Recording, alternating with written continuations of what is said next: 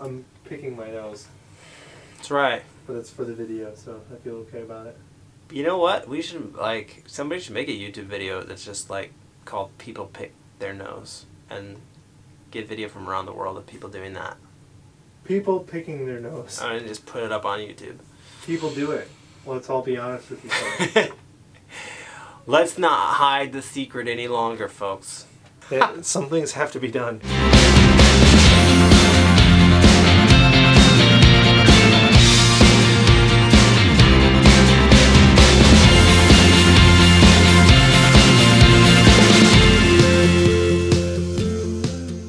Welcome, one and all, to the dialogue where movies are more than mindless entertainment. This is Derek. Hello. I'm Andrew. There are spoilers ahead. I don't know if we're going to put spoilers in the title for this video, but just so you know, we're going to be spoiling up X-Men Apocalypse. Alright, we got kind of a lot to talk about today. Let's dive into it, yeah. Because I'm willing to get controversial here. yeah, let's do that, shall we? No, can I say first? Okay, can I say two things first? Yeah, maybe three? You can say as many things as you want. Alright, Quicksilver. I love him. I love him too. Okay, I love that guy. I'm actually going to say everything about him. Can I say that? Can I say everything about him? Everything about him. Yeah, even at the end of the I don't love. He's got like a little freckle on his. No, I'm just messing. Man, I dude, like freckles. Yes, well done.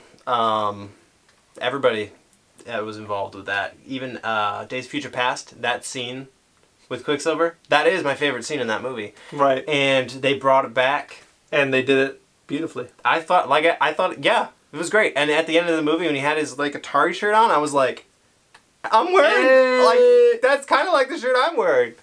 Yes. Okay. Yes, another thing I want to win. say is that, and again, we mentioned spoilers, so if you're here, you don't mind me saying this, but the point in the movie where there's this huge cage and we're trying to figure out what's inside, it's like some sort of animal, and it turns out to be Wolverine. Hugh Jackman. Hugh Jackman just comes busting out of this cage, which was a great moment. Yes. We were wondering, though, how did he get in the cage? Because it's kind of like he's under Stryker's custody. Like Stryker put him in the cage and they're doing experiments on him. Because when we saw him last, Days of Future Past, he was getting fished out of the river. He says, Xavier's like, what's at the other Xavier's like, what's Sir Jean-Luc Picard, what's his name? Patrick Stewart. Okay. Is like, what's the last thing you remember? And he's like, drowning in the lake or something like that. Yeah, and then it cuts to him getting raised out of the lake, and Stryker's there, and he's like, all right, I got him. And then he turns to the camera, and then the eyes flash. The eyes are yellow, and it's like, okay, and it's like, we're gonna set up for another movie, but that doesn't make any sense because that's not what happened here. It's rather like he got captured by Stryker, was put in the cubicle, the metal cubicle. But I don't know. Yeah. Maybe that leaves it open for an entire other movie to come in and be like, okay, this is how Mystique had him, and then Stryker got him back. And yeah. Metal Lots infused of interesting stuff into there. Your skeletal system. It's a plot hole. Anyway. All right. So what we want to talk about, though, is Apocalypse. And we don't mean the movie Apocalypse. We mean the character Apocalypse. So, Apocalypse. Oscar Isaac. Oscar Isaac. He's a blue dude. There's a lot of blue people in this movie. Prosthetics. Yeah. There's at least 4 people blue in this movie. Color me blue. It's true. It's true. It's just I'm Blue Dabba Dee. That's right. Anyway, so basically, what ends up happening is Apocalypse, he's got this god complex, right? And he's had this god complex for thousands of years. Interesting themes here about deity. There's specifically a part where, just to kind of set this up a little bit. Set it up. There's a part where Eric just had something tragic happen. He lost his family, his wife and his daughter. They die. And he looks up at the sky and he cries out and he's like, what do you want from me? Is this what you want? Is this who I am? Is this who I am? Is this what I'm supposed to do? Right. It's a turning point in his life. And what's interesting is that the character Apocalypse then enters into his life at an interesting moment where he's going to go kill everybody. Apocalypse kills everybody for him, and then takes him back to Auschwitz, which is the concentration camp area that his family was then taken away from him. And killed. When they were taken away, which was a theme that he was speaking to his daughter about, like, I'm never going to be taken away. Right, I'm never going to be taken. The reversals happened. He's back at the place where it happened to him, and he, as Eric or Magneto, the person who struggles with the rage and the hate toward humanity, was born. Right. In fact, they go to the very gates where arguably it could be said that's where he was born. Right. But focusing in the second birth. Focusing in on Apocalypse and how he plays a role into this is that he's like, you know, I am basically God, you know. Right. Well, he's like, I've gone by multiple names. I've gone by Elohim. I've gone by Ra. I've gone by, you know, like all these different names. Right. And he's like, but I am the one who did all these things. I'm the one who set the wheels in motion and all these different things throughout the ages.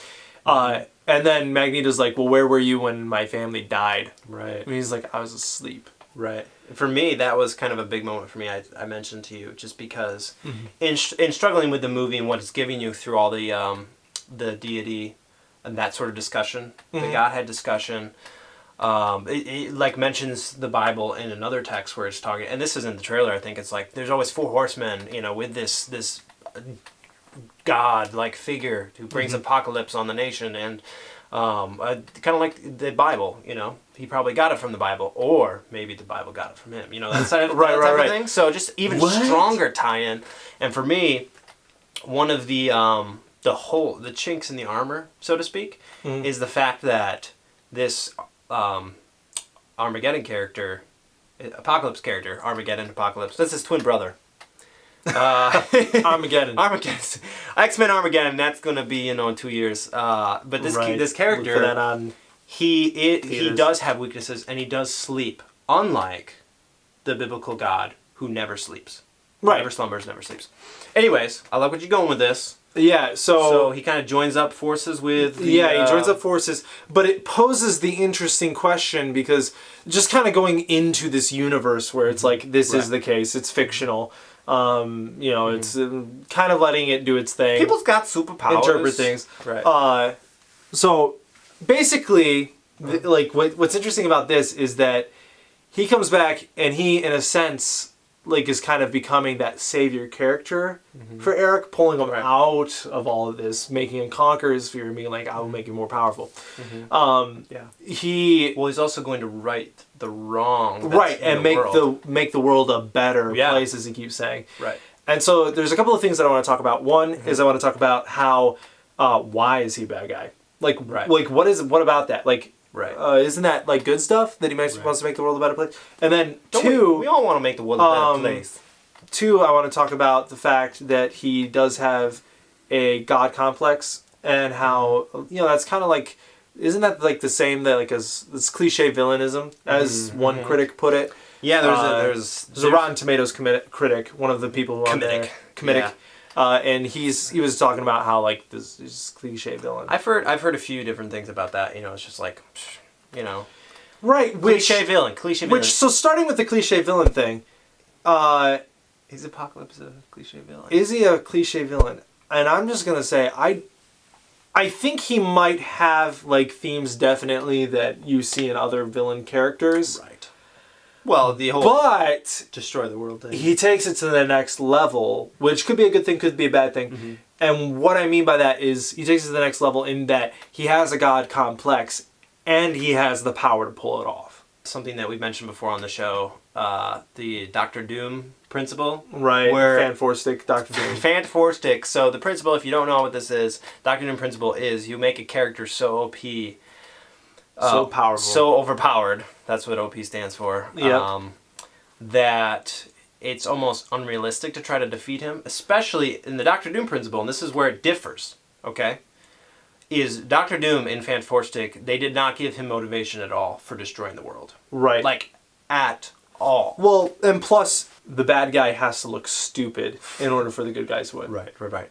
So in this movie, X-Men Apocalypse, this does not happen because this character is so powerful and he's like making things out of dust. He's turning people into dust. He's like he's creating objects with his mind almost, which is crazy. But his motivation is almost like, I'm going to eventually make the world a better place once I get these 4 horsemen. And he's taking things really slow. He's learning the world. And like any opposition to him, he's just kind of like, you'll have your day. You'll see it. You know, eventually the day is going to come when I'm just going to reset the world. And the right superpowers are going to be the powers. Which that's an interesting thing that I kind of want to plug for a little bit. What? So he mentioned superpowers. Mm-hmm. And that's not talking about the mutants that have superpowers, supernatural abilities. He's talking about the weapons that people who are not mutants have. Right, USA, Russia, these governmental systems that have been put in place that have nukes. And his whole thing is the reason why Earth has been turned upside down and all this bad stuff is happening is because the weak people down here have created this sort of power for themselves, and they have kind of usurped the correct order in grabbing power, putting themselves up here and being like, you know, we can declare war if we want to, we can declare peace if we want to, and he's like, no, the people who actually have the superpowers should be in power. Therefore, no superpowers like America. Or that's why during the scene where he makes them launch all the nukes and they just go into space, he's basically declaring them void of any power. Right. So just to kind of go back to the cliche villain thing. Right. I don't think that that's necessarily right. And the reason being is just that well, like what you said, have you ever heard a supervillain say a line like, I want to be everyone? Like, I want to be everyone? Like, that's so interesting. Like, you probably don't, like, your like mind you want probably to take away the personhood of everyone and make them you. You probably don't even grasp what that actually means. And we don't necessarily relate to this guy because he's so powerful. We're not necessarily supposed to relate to him. Right. And that's crazy. So in the end, when he gets different people's powers, different mutants' powers, and he comes to Xavier, and he realizes when putting all these powers together, if you include Xavier's, he's actually going to almost fill the consciousness of all human beings, mutants otherwise, on the planet. Which plays into what I feel is probably the main theme of the movie, which is the difference between being alone and being in a family, a group of people. So actually the ultimate aloneness that you can experience may be if you are feeling the consciousness of everybody. You know, if everybody's you are all that remains. That's like the ultimate egotistical thing, which again kind of may play with the God theme, the deity theme. Yeah. But that's contrasted with, Xavier at the last line. He's like, you know how I know I'm gonna win? It's because I have friends. I think that's what he said. No, he says I'm not alone. I'm not alone. And basically, like, if this guy has his way and he makes everybody himself, then he is alone. Ultimately. Something that's interesting too about his character is that I heard somebody else say that this is kind of like a plot hole on him, and this is where the Doctor Doom principle comes in, and I think this movie handled it well in this sense. Apocalypse is not trying to kill other mutants. Interestingly enough, he doesn't kill any mutants in this movie. He only kills humans. He only kills humans. Now, he almost kills a mutant in this movie. He almost kills Mystique. And he almost has somebody else kill Quicksilver for him. But he wasn't going to kill Quicksilver, and he wasn't. I don't know that he was going to kill Mystique either. It's tough. Or if he was just using her to get Xavier. It's tough because he's like kind of choking her and is like, "Where are you, Charles?" Like kind of thing. Yeah. And that's the thing about it is that I don't think he wanted to kill any of them. Like, I think he wanted them all still around. Like, even the ones who opposed him directly, he was kind of like, whatever. Like, even Charles the whole time is like opposing him, and he's not like gonna kill him. Like, he doesn't care about opposition because there is no opposition. Right, he's just so powerful. Yeah. Again, and so it's the so that's the cool thing about this movie is that it doesn't do the Doctor Doom principle where it's like Doctor Doom just wants to kill everybody, and so there's no reason why he should lose. It's this guy doesn't necessarily want to kill everybody. He wants to rule everything and become everything. And so it's kind of like his lust for power and then the desire to make this thing happen that kind of hinders him from actually allowing it to happen. It's almost like it's not quite, but it's almost close to the whole evil desires turning back on themselves and defeating themselves. It's not quite there, but to some degree, yeah. That sort of evil defeating evil is just spectacular, and that's not Doctor Doom at all. Quicksilver, who it's revealed is the son of Eric, Oh yeah. intentionally he's going to tell him at one point or a couple points, but he decides not to. He decides to hold it back, and that's a big thing because Eric is dealing with this whole I should join with Apocalypse. Because he's resetting the world to be the right order of things. Because he's tired of being underneath humans, which are below him, in a sense, and they keep I remember my messing up his life. Hopefully I can keep it there. So it's important that he doesn't know that he's still dealing with blood relatives, because his whole thing is you need to look past your family. In this movie, anyways, you need to look past your blood relatives and your family and the things that and realize that your family is more than just blood relatives. Right, exactly. That's the whole point. Yeah, realize that. Realize that you could live for something greater than yourself or your family, and that's your extended family, the family of the human race. Yeah. So the thing that I wanted to talk about too was why Apocalypse is a bad person.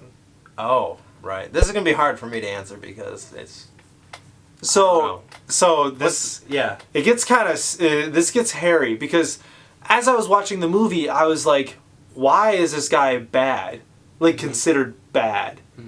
Because I mean, kind of like what you'd ask yourself is, so if people are bad, and maybe this is just kind of like a dumb question because nobody thinks this way like I do. It's a stupid question, Derek. Because I guess. Probably most people would be like, Derek, you're psychotic, because to even think that way is just stupid. And maybe you're right. I'm not going to lie. I'll go there with you.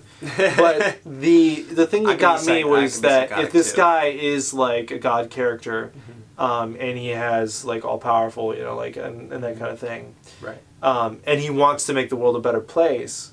It's like, shouldn't people be following him? Right. Isn't that...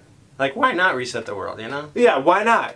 For the betterment of all of humanity and everything, why not? Let's just do it. Right. So I think, for my answer, I would just add, like I said, that's a really interesting question. And I do think it's important, almost, in a sense, like we mentioned, we don't necessarily identify with him. But I remember I was watching a documentary about people that would create the villains for Batman. And one guy was saying that he thought it was really important to create characters that you can almost identify with in an understandable sense. Because even if they are doing things that you think are morally apprehensible, if you understand how they get there, then you're almost looking in upon yourself in a way and saying, but for grace, I could do that exact same thing. Yeah. So we don't necessarily have too much of that in it's the brother of Armageddon, Apocalypse, Mr. Apocalypse. But, okay, that aside, I feel like the fact that we've mentioned his selfishness and trying to beat everyone is the thing that almost tips the hand to say, okay, that's not necessarily wanting the good of everybody. It's not wanting the good of the world. Well, and I mean, obviously, the way in which he wants to do it is he wants to commit mass genocide. I mean, he wants to kill all these people. But... Which, that's never a good thing. Can we just say that? Well... See, and that's probably why I'm a little bit crazy. Yeah, you are psychotic, Derek. I don't know. I'm sorry, guys. I'm psychotic, too. I don't know why I'm even going here with this. It's just terrible. It's alright. We love you. Anyway, I actually would like to have good conversation on this topic. Why is that a bad thing? Is Apocalypse no better than Hitler because he just wanted to basically spur on evolution by getting rid of lower species? That may be a really interesting correlation. Yeah, interestingly enough, he takes a Jew, Eric, and puts him at Auschwitz and is like, yeah, just destroy it. And then he wants to do the same thing that Hitler did to all the rest of humanity. Interesting. If you've stayed with us this long, we want to thank you. Yes. We also want to say that we are almost at 100 subscribers. Yeah. We're almost at 100 subscribers, so if you could please hit that button and make it 100, or at least one more on the way to 100. Make it happen. We would be entirely indebted to you. You personally. Also, if you guys agreed with a lot of the critics seem to say the movie was mediocre. If you agree with that, or agree with what we didn't say, or what we said about the Armageddon's brother, Apocalypse, then let us know in the comments, please. Yeah. Okay. And also, please be sure to check out our review and see what we actually thought about the movie and what we gave as ratings. And as always, join us next time on the dialogue. Oh. That's really